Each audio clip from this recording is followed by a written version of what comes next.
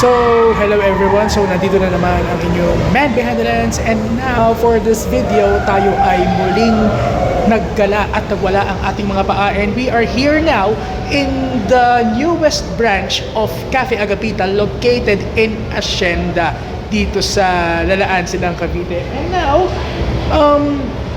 titignan natin kung ano yung mga ino-offer nila na coffee and food dito sa loob. And actually, Cafe Agapita lang naman ang isa sa pinakamatagal ng coffee shops here in Cavite, more particularly in Silang. So, they are running their store for several years now. And papasok na tayo sa loob para makita and matikman yung mga food and drinks, more particularly yung coffee na ino-offer nila. So, let's go guys!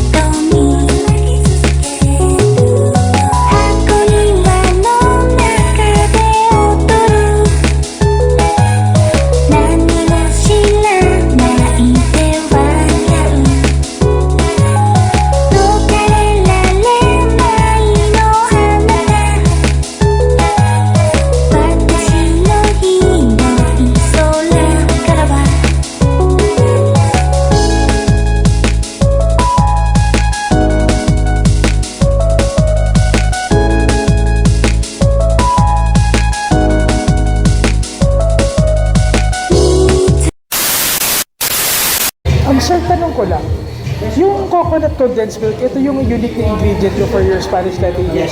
Oh, I see. So, kumbaga parang ibang variation to ng Spanish latte. Okay, so, ito try natin. Yun. Order ako ng Spanish latte. Ice po yan, sir. Hot. Okay po. Hot. Then, order uli ako ng Southern Fried Chicken. Sige po. Then, for the pastries, kasi daw nag-pastries last time. Daw nag-pastries nung nakaraan. So, Banana bread, sir. Banana bread po or ham and cheese po. Since wala po siya dun sa meat branch po. Sige. So, I prefer ham and cheese na lang. Anything else po, sir? Nothing else. Thank you.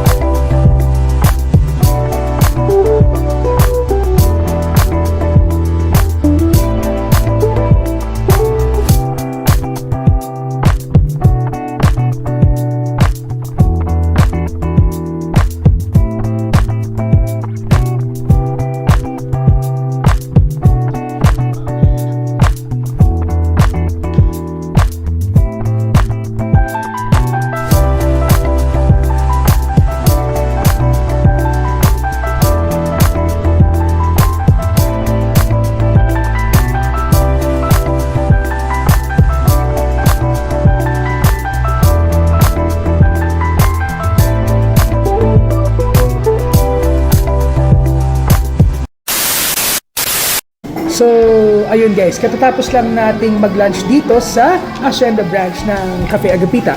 And meron tayong tatlong particular na in-order sa menu nila, which is the unique Spanish latte ng Cafe Agapita. Umorder din tayo ng salted fried chicken at umorder na rin tayo ng ham and cheese na croissant. So, yun yung pinaka-in-order natin sa overall menu natin for today's vlog. Ngayon, i-review muna natin yung pinaka-establishment ng Cafe Agapita na nandito sa Hacienda. So, as far as I can imagine and remember, nature-friendly yung tema ng main branch ng Cafe Agapita na matatagpuan sa mismong town proper ng Silang. Pero when it comes to this Hacienda branch of Cafe Agapita, for me, para siyang may pagka business-oriented and corporate style. Kasi nakikita natin yung, nakikita ko dito yung parang napaka-business type na structure. So, aside dun sa napakalaking screen na makikita natin, ang Hacienda branch din kasi ay nagbubook din ng mga, if ever kung meron ng mga forums and meetings. Kasi sa loob ng Cafe Agapita Hacienda branch, meron din silang audio-visual room na kung saan pwede kayong mag-book for meeting. So, corporate style, yan, talagang makikita natin na crowd-centered yung branch na to ng Cafe Agapita. So, for the aesthetics and the overall design of Cafe Agapita, both interior and exterior, I will be giving it 9.5. Okay? Kasi, to be honest, mas bet pa rin ng karamihan yung nature-friendly na tema ng main branch. Pangalawa, dumako tayo sa mga foods na in-order natin. Unahin natin yung Spanish latte na natikman ko dito. And for the past few coffee hoppings na nagawa ko na for the past few years, so nakikita ko yung generic or general structure ng structure talaga ng general structure ng Spanish latte. So, dalawang magkahiwalay na lasa. Una, yung kick ng coffee, ng espresso, then sooner or later, saka mo ma-appreciate yung lasa ng gatas. Ngayon, dito sa Spanish latte na natikman natin dito, iba yung approach. Sabay na yung lasa ng gatas at saka ng coffee. Bakit? Kasi yung isang ingredient nila ang nakakapagbigay ng tamang blending at tamang balanse dito. Kasi ang Spanish latte ng Cafe Agapita, so meron silang fresh milk, meron silang espresso, pero ito yung iba. Idinagdag silang ingredient which is coconut condensed milk. Yes, tama kayo. So, coconut condensed milk yung ginamit nila. So, the taste, humahagod. So, parang napaka-aliwalas niya na inumin. It freshens your body talaga. So, hindi ka lang magigising sa sipa ng espresso, pero at the same time, it will give you the relaxation because of the coconut condensed milk. So, dahil unique ang natikman natin na Spanish latte dito sa Cafe Agapita, we will give it an awesome 10/10. Pangalawa, yung kanilang mga food dito. Unahin natin yung Southern Fried Chicken. Yung food kasi ng Cafe Agapita dito, parang sobrang sarap ng pagkakaluto nila. Lalong-lalo na parang mararamdaman mo yung presence ng home cooked meal.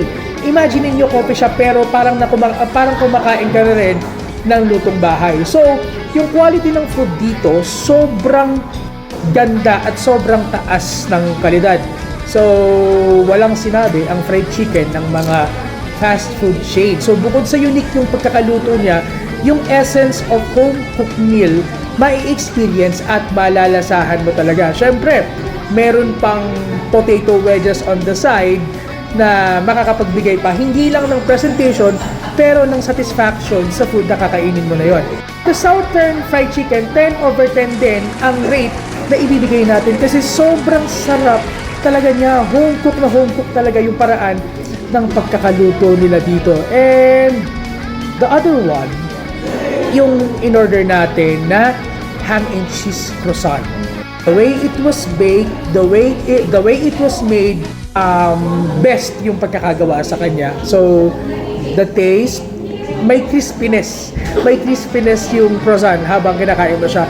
O may thin layer eh. May thin layer na crispy. So, ma-appreciate mo every time na nginunguya mo yung ham and cheese croissant na yon. Tapos, yung cheesiness niya, hindi ganong ka-salty, hindi ganong ka-strong yung taste. Tama lang, balance din. Ang ano ko lang dito, ay yung sa ham. Parang, pag nalalasahan ko yung ham, para siyang overcook ng very light. Pero overall, masarap naman yung ham and cheese na croissant nila. Crispiness, yung cheesiness, sakto lang. It's just the ham. So, siguro they should check on the ham. Pero as overall, bibigyan natin ng 9/10 ang ham and cheese croissant nila.